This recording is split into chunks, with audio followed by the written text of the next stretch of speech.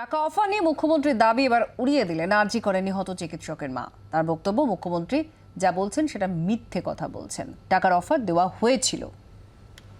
আর্থিক সাহায্য ছাড়াও ডিসি নর্থ টাকা দেওয়ার কথা বলেছেন। তিনি আরও বলেন, মুখ্যমন্ত্রী আমাদের কাছে প্রমাণ চাইছেন। সেই সময় তাদের মেয়ে মারা গিয়েছে, তাদের মেয়ে শোকে বিহ্বল। তারা মেয়ের শোকে বিহ্বল। শোক ছেড়ে তখন কি টাকা অফার করার ছবি তুলব? প্রশ্ন আরজি করেন নিহত চিকিৎসকের মায়ের। আজ নবান্নে প্রশাসনিক বৈঠকে মুখ্যমন্ত্রী দাবি করেন, পরিবারকে টাকার অফার দেওয়া হয়নি।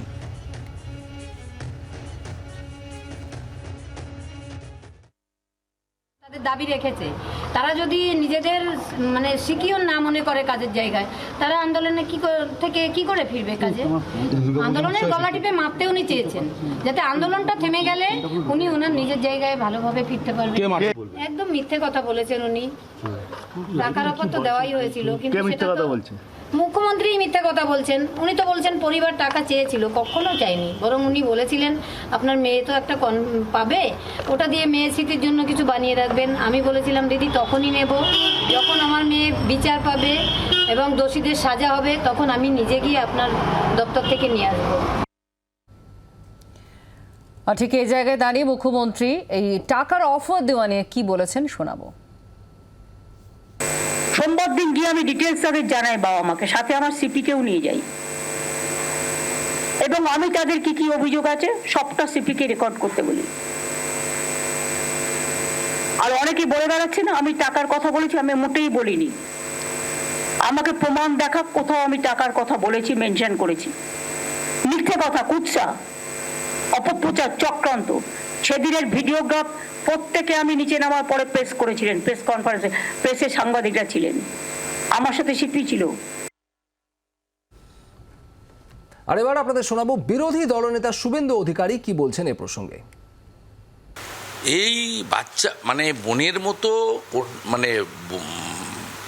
তা প্রতিভাবান তরুণী, তার মৃত্যুতে এত অসংবেদনশীল হতে পারে এই রাজ্যের মুখ্যমন্ত্রী, যিনি নিজেও একজন মহিলা, ভাবা যায় না। কিভাবে মিথ্যা কথাগুলো উনি বলছিলেন প্রেসে যে টাকা দিতে চাইনি আমি। এবার সুকান্ত মজুমদার কেন্দ্রীয় মন্ত্রী, তিনি কি বলছেন শুনুন। সে তো মঞ্চে দাঁড়িয়ে উনি বলেছেন 10 লক্ষ টাকা তো দেয়াই যেতে পারে।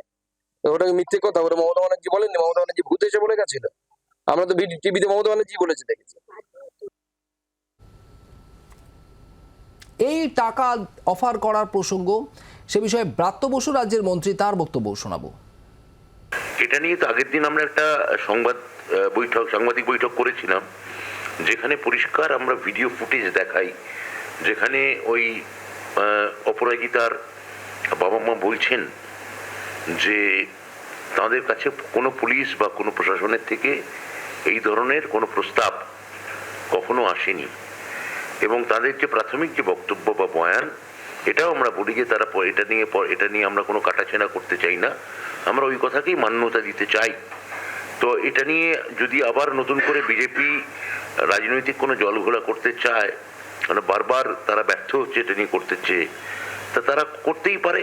কিন্তু আমরা এক্ষেত্রে অপরাজিতা তার বাবা মার কথাটাই আমরা চূড়ান্ত বলে ধরব।